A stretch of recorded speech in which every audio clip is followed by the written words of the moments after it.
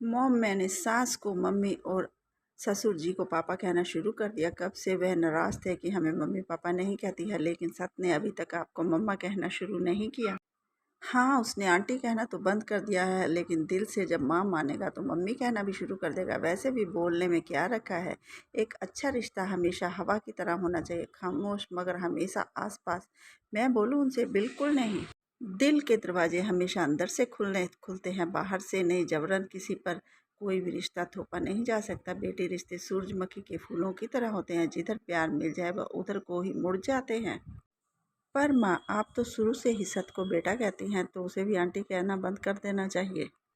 जब मेरी बेटी ने ही उसे पसंद कर लिया है तो मेरे मुझे भी तो प्रिया ही हुआ। वैसे भी किसी को बेटा बेटी चाचा चाची कहने से दर्जा नहीं आसान हो जाता। हम अपने पड़ोसी रिश्तेदारों से भी तो यही बात करते हैं, पर किसी को माँ बाप का दर्जा तो नहीं दे सकते ना। इसीलिए अधिकांश नए जोड़ों को इस समस्या से दो चार होना ही पड़ता है। हमेशा की तरह अपने तर्कों से आपने आज फिर से मेरा मुंह बंद करा दिया है। कभी कभी आप मुझे डॉक्टर से ज़्यादा वकील लगती हैं।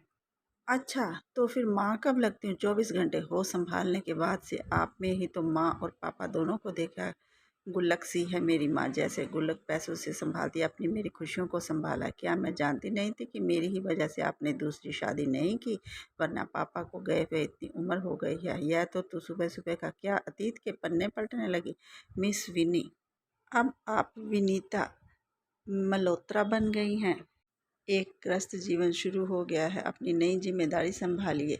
माँ ने बेटी को फ़ोन पर झिड़का तो वह सचमुच और भी नाराज़ हो गई। और पुरानी जिम्मेदारियाँ, अधिकारों से नाता तोड़ लूँ? बिल्कुल नहीं मम्मा, हम अब भी उतने ही अधिकार और आत्मनिर्भर से दिन में दो चार बार बात कर सकते हैं, जैसे पहले करते थे। अपने दुख सुख एक दूसरे को बता सकते हैं। अच्छा बाबा, प्रॉमिस, अब फ़ोन रख। मेरे क्लिनिक का टाइम हो गया है, तू फ्री होगी? मेरे पास इतना बतियाने का टाइम नहीं है।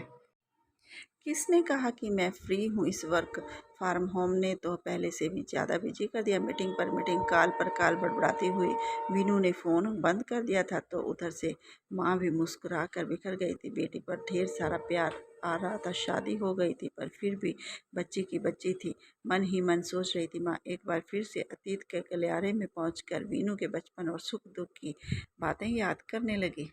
लेकिन मरीजों की कतार को देखकर वो अपने आप को फिर बिजी कर दिया उसने। किंतु डॉक्टर होने के नाते उनकी पूरी जिम्मेदारी बनती थी कि पूरे एहतियात से मरीजों को देखे, इसलिए वे हमेशा मास्क पहनकर ही मरीज को देखती थी।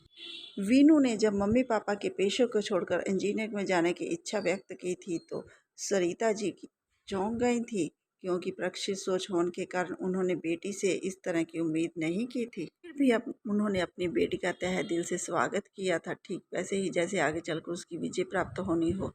अपना दामाद बना लिया था।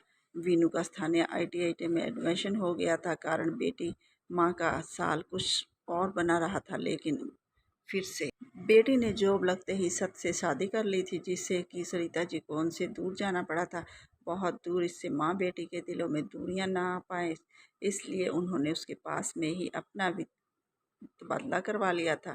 दिन में जब तक 3-4 बार फ़ोन नहीं कर लेती थी तब तक उन्हें चैन नहीं पड़ता था। ऐसे ही अवसरों पर वे माँ बेटी कम, सहेलियाँ ज़्यादा बनती थी। वीनू सत से बहुत टकराती थी, उसके प्रति झुकाव के बाद लजाते हुए स्वीकारती। तुम सरिता जी से कहती कि मम्मा आप भी अब किसी का हाथ थाम लीजिए। अब आप तो मेरी जिम्मेदारियों से मुक्त हो चुके हैं।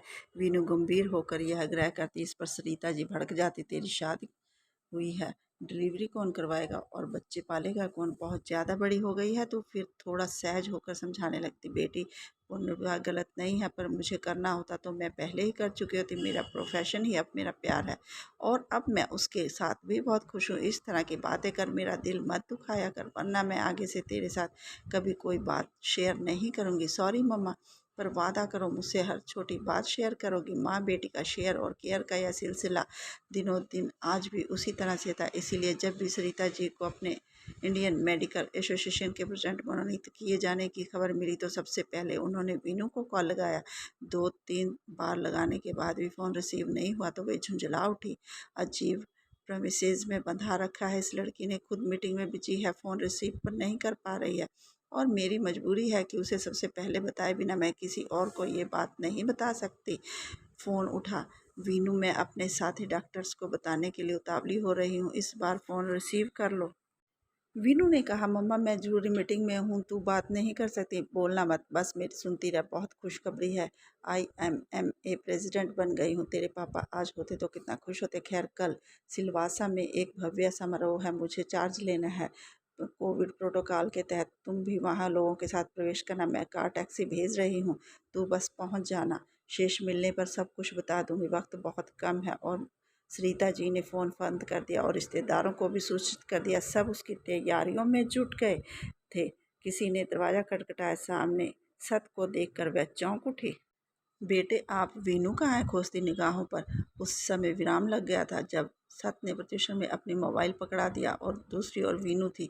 सरिता जी कुछ सवाल जवाब करे अब तक वीनू जानबूझकर वॉशरूम में घुस गया था। सॉरी मम्मा, कल एक ज़रूरी प्रोजेक्ट मीटिंग की वजह से फ़ोन नहीं उठा पा रही थी। कोविड की वैक्सीन की वजह से तबीयत मेरी भी नरम है। मेरे इशारे पर सत ने ही फ़ोन उठाया था। सत ने बताया, आप बहुत खुश हैं, बहुत भावुक हैं।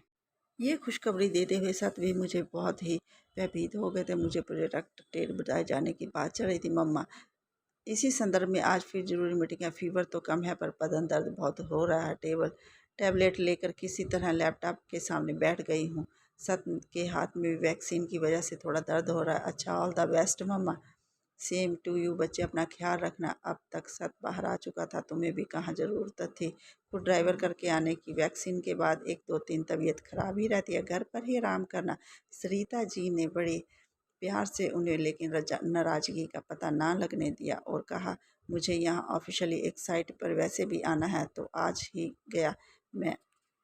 सत अपना लैपटॉप पर काम करने लगा। इसे सरिता जी को उस पर ढेर सारा प्यार उमड़ आया। वीनू की तरह झूठ बोलते हुए इसकी जुबान भी हिलाती थी। डिनर टाइम तक भी सत बाहर नहीं आया। सरिता जी को चिंता हुई। उठता हुआ दरवाज़ा धकेल के अंदर पहुंची तो सत बिस्तर पर बेसुध पड़ा था। चौंक गई। अरे, तुम्हें तो बहुत तेज़ बुखार है, शरीर का दर्द भी कर रहा है, सिर दर्द भी होगा। सत ने हाँ करता रहा।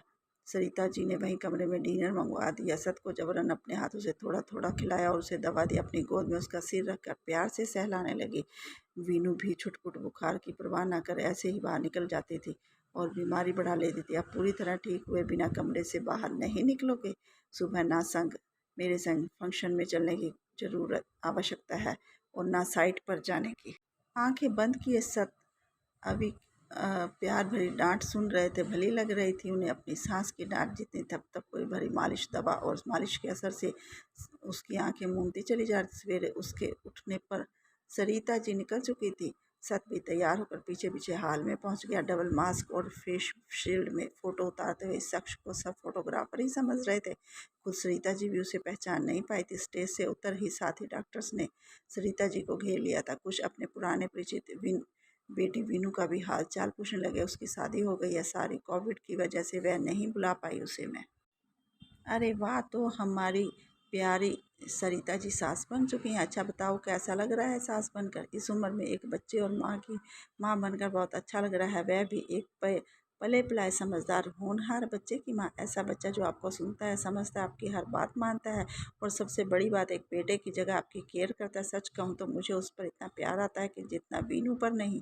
सरिता जी की आवाज़ भीगने लगी तो सब दोस्तों ने करतब ध्वनि से उसका उत्साह बढ़ाया और फिर पार्टी पर आने का वादा करके चले गए। सबसे अंत में सरिता जी का पाँव यकायक में उलझ गया और वे लड़खड़ा कर गिरती रही।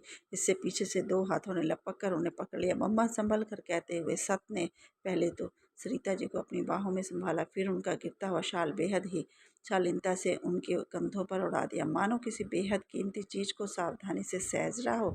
सरिता जी मंत्रमुग्ध होकर सत को निहार रही थी और अपने इर्द गिर्द एक अद्भुत सुरक्षा चक्र का एहसास हो रहा था। कुछ देर बाद स्टेज पर उड़ाए गए इसी शाल से उनका भाल गर्व से दिपदिपा उठा था।